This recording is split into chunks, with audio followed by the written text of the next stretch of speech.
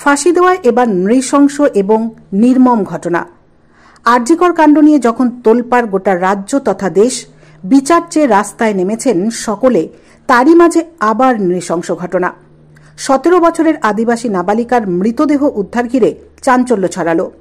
ঘটনাটি ঘটেছে শিলিগুড়ি মহকুমা পরিষদের অন্তর্গত ফাঁসিদোয়া ব্লকের ঘোষপুকুর অঞ্চলের গিরমিট লাইন চা বাগানে। জানা গিয়েছে গত 18 তারিখ থেকে নাবালিকা নিখোঁজ ছিল। এরপরেই নাবালিকার তরফ থেকে ঘোষপুকুর ফাঁড়িতে 19 তারিখ একটি নিখোঁজ সংক্রান্ত অভিযোগ দায়ের করা হয়। এরপরে তদন্ত শুরু করে ঘোষপুকুর ফাঁড়ির পুলিশ। মঙ্গলবার বিকেল নাগাদ চা বাগানের শ্রমিকরা চা পাতা তোলার সময় একটি নালায় নাবালিকার মৃতদেহ পড়ে থাকতে দেখেন। এরপরেই খবর দেওয়া হয় ঘোষপুকুর ফাঁড়ির পুলিশকে। খবর পেয়ে তড়িঘড়ি ঘটনাস্থলে পৌঁছান দার্জিলিংয়ের পুলিশ সুপার প্রবীণ প্রকাশ সহ পুলিশের উচ্চ পদস্থ আধিকারিকরা। সেই সঙ্গে খবর ছড়িয়ে পড়তেই ভিড় জমাতে থাকেন স্থানীয় বাসিন্দারা। পরিবার ও এলাকাবাসীদের দাবি, নাবালিকাকে ধর্ষণ করে খুন করা হয়েছে। এরপরে পুলিশ প্রশাসনের তরফ থেকে ফরেনসিক টিম ঘটনাস্থলে পৌঁছায়। তারা বেশ কিছু নমুনা সংগ্রহ করেন। এরপর মৃতদেহ উদ্ধার করে ময়না তদন্তের জন্য উত্তরবঙ্গ মেডিকেল কলেজ হাসপাতালে পাঠানো হয়। পরিবারের সদস্যদের দাবি, নাবালিকাকে ধর্ষণ করে খুন করার ঘটনার উপযুক্ত তদন্ত করে অভিযুক্তদের বিরুদ্ধে ব্যবস্থা নেওয়া হোক। এই ঘটনায় এলাকায় প্রচুর পুলিশ মোতায়েন করা হয়েছিল যাতে কোনো ধরনের অপ্রীতিকর ঘটনা না ঘটে। তবে ইতিমধ্যেই স্থানীয় পঞ্চায়েত সদস্য, প্রধান, পঞ্চায়েত সমিতির সভাপতি সহ সকলে পরিবারের সঙ্গে দেখা করেন। सन मिरिज में 9 में पढ़ती थी। रविवार से 9 बजे से घर से निकली और नहीं आई। तो शाम को भी नहीं आई। तो हम लोग गांव का दोस्त सबको आसपास में पूछे, घर घर में पूछे, लेकिन मिला नहीं। तो दूसरा दिन हम लोग फिर स्कूल का दोस्त हंसुआ, गंगाराम, मुनि जितना भी था सब तरफ घूमे, खोज पड़ताल किए, लेकिन हम लोग को कोई खबर नहीं मिला। तो हम लोग शाम को 8 बजे आसपास कंप्लेन घोषपुकुर थाना में दिए। बगान का आदमी काम करते समय देखे हैं। माँ उनकी मम्मी गई थी, देख के पहचानी। शक तो हम किससे करें, अभी वो कुछ बोला ही नहीं जा रहा है। लेकिन हाँ, फ़ोन में बात करती थी, कोई यारी दोस्ती होगा जो मैंने बातचीत करते, बात फ़ोन में दोस्ती था होगा। गांव में से तो किसी से दोस्ती नहीं था। আমাদের ঘোষপুকুর এলাকায় ঘটনা আছে।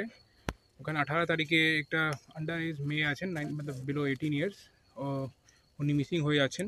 তারপরে ফ্যামিলি লোক যে আছে ওনারা খুঁজছেন, খোঁজার চেষ্টা করেছেন Sunday and Monday, that is 18th and 19th। কিন্তু 19th-কে না मतलब পাওয়ার পরে ফ্যামিলি আমাদের ঘোষপুকুর যে ক্যাম্প আছে ওখানে এসেছে। আমরা ওখানে জিডি এন্টার করে তারপরে ইমিডিয়েটলি এফআইআর রেজিস্টার করেছি, since she was under age girl.